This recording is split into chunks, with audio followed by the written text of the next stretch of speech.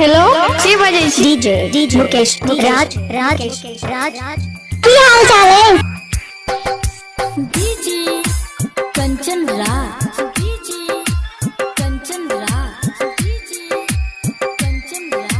नीम चौक चौसीमा वैशाली। जो जो के सनम नहीं छै कोनो गा, जो जो के सनम नहीं छै कोनो गम, अखिया नहीं कनते हेलो रो से तू ससुरा जइभी बेलोरो से,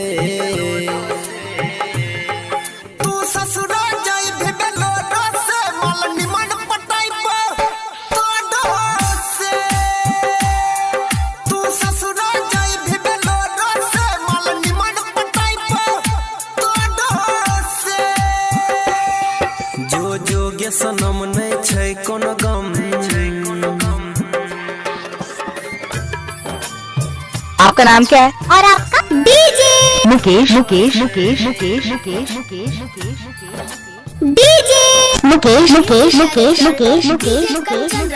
हाजीपुर कहाँ घर बा तोहार हो? नहीं जॉब टमाटो हाजीपुर वैशाली।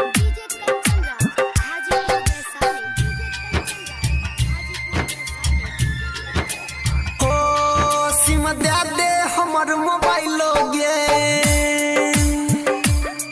दुआरा पर बरत तोरा आइलो गे,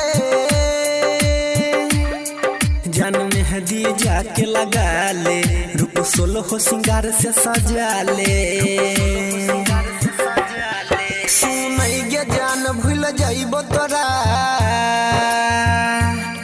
सुनई गे जान भूल जाइबो तोरा, बंध जाइबे दोसर के जोरो से, तू ससुरा जइभी बेलोरो से,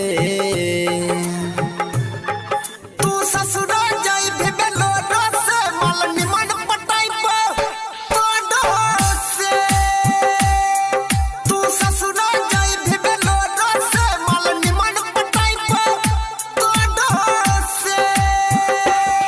जो जो गे सनम नहीं छै कोनो गम।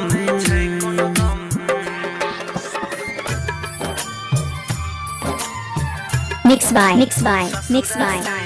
डीजे मुकेश राज डीजे मुकेश राज आपका घर कहाँ है? अमाटोल। मेरा मोबाइल नंबर है 9021676653।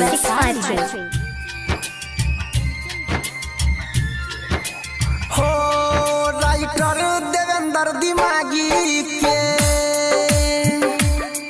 भले जो तो लुटी से दागी के, हेगे कहो अनिल दिल जानी, नहीं है तो कोनो परेशानी, डीजे कंचन प्रवीण चंदन, डीजे कंचन प्रवीण चंदन के सटई है ओठ के ठोडो से, तू ससुरा जइभी बेलोरो से, तू ससुरा जइभी बेलोरो से मल निमन पटाई पो तोडो से, तू ससुरा जइभी बेलोरो से मल निमन। हेलो की बजे छी? डीजे मुकेश जो जो गे सनम नहीं कहाँ घर बा तोहार हो? अमाटोल।